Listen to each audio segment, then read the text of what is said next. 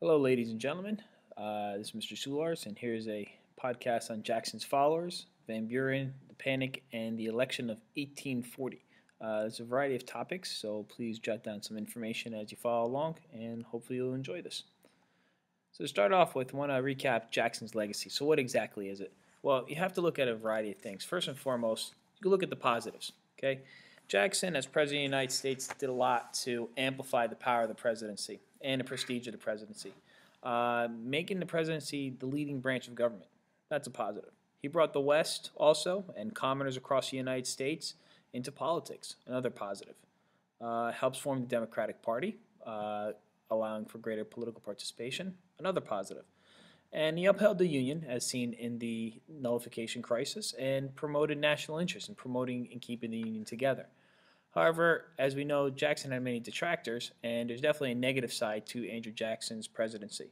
His single-minded focus was made every battle that he had kind of a fight against Congress, a fight against the Supreme Court, a fight against the states. It always was a fight. And within that, it was kind of set up a system where if you're with him or you're against him. And his spoil system led to lots of corruption, so that's a problem. He definitely hurt the national financial system, as we will go into with Martin Van Buren's presidency, by killing the bank. And his policy towards Native Americans, we could say, is really inhumane, is a simple way of saying it. But the thing about Jackson's legacy is really that it's one full of irony. Jackson kind of straddles both sides of history of a positive and negative effect, and this hence makes him in terms of a great person or a great individual to study. And as you can see by this image here, the irony of Jackson is that he was somebody that did so much to destroy the central bank of the United States, but he's rewarded with being put on a $20 bill. So you can make out what you will on that issue.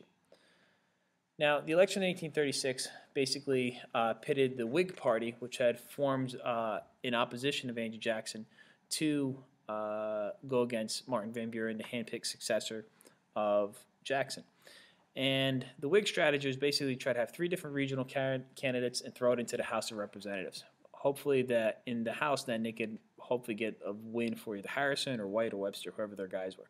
He had a guy by the name of Magnum Independent that I really don't know who that is, but you can Google him.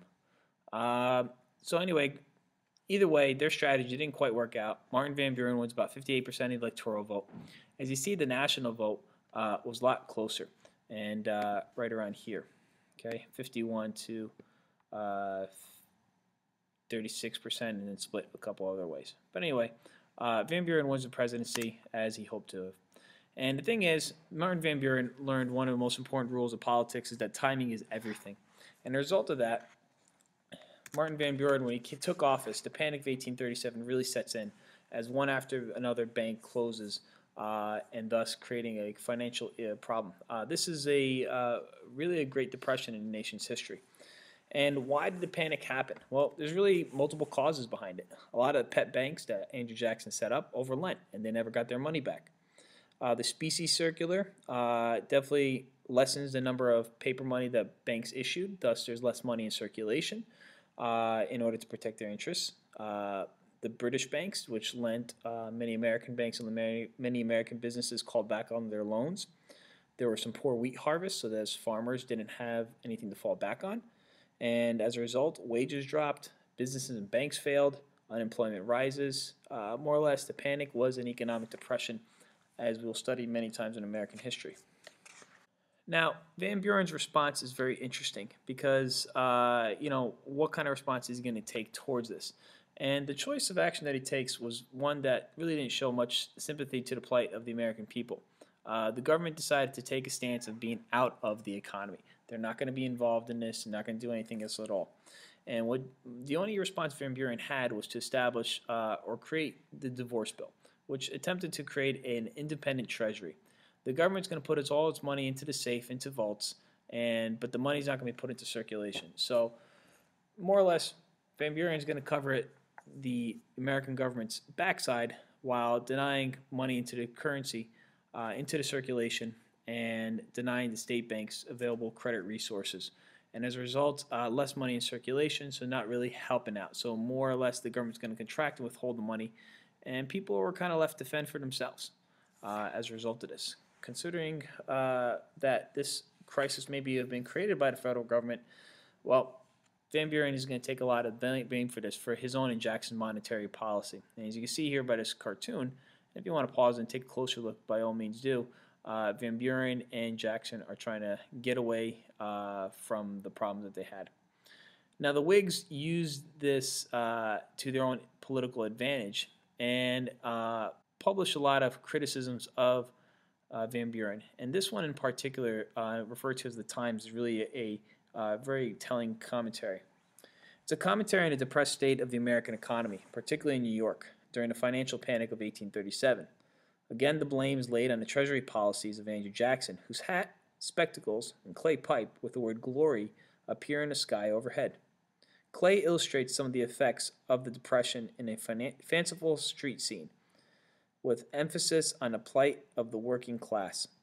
A panorama of offices, rooming houses, and shops reflect the hard times. The customs house, carrying a sign, "All bonds must be paid in specie," is idle. In contrast, the mechanics bank next door, which displays a sign, "No specie payments made here," is mobbed by frantic customers. Principal figures are, from the left to the right, a mother with an infant, sprawled on a straw mat, an intoxicated Bowery tough, a militiaman, seated and smoking, a banker or a landlord encountering a beggar widow with a child, a barefoot sailor, a driver or husbandman, a Scotch mason seated on the ground, and a carpenter. These are in contrast to the prosperous attorney, Peter Pillage, who is collected by an elegant carriage on the far right. In the background are a river, Birdwell debtor's prison, and an almshouse. A punctuated balloon marked "Safety Fund" falls from the sky.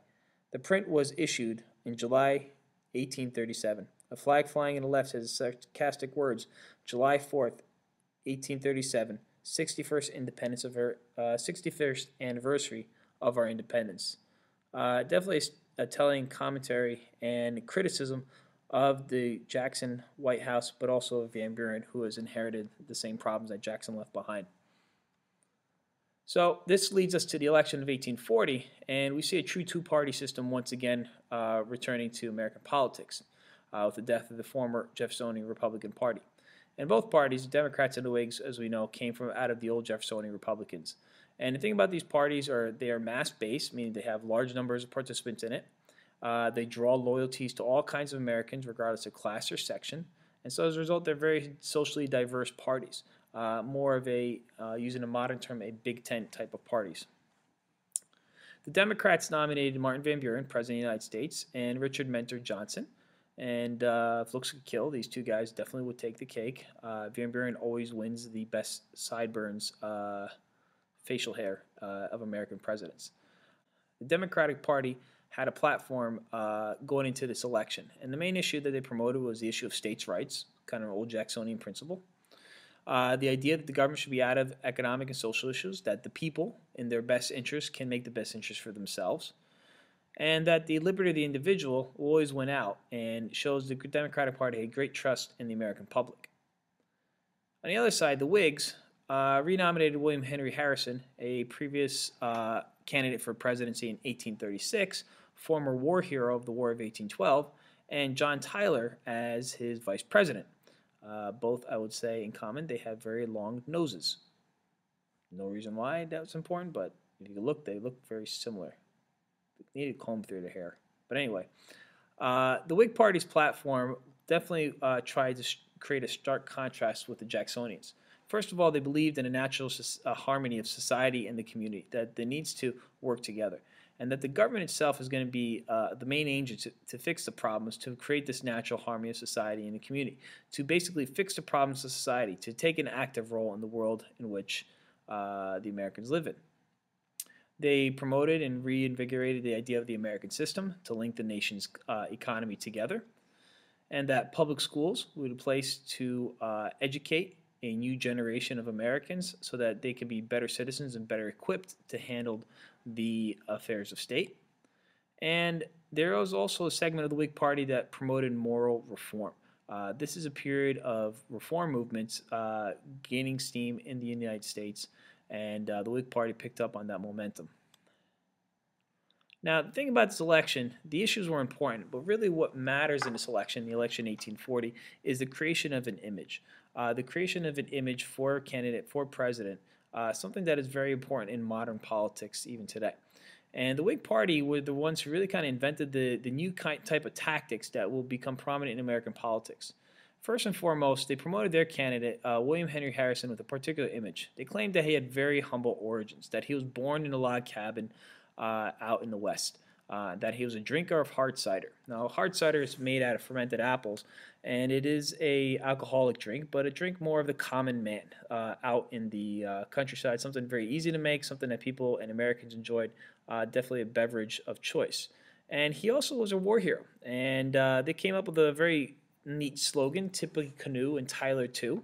Tippecanoe referring to his victory in the War of 1812, and John Tyler, who is his vice president nominee. So all kind of fit pretty good.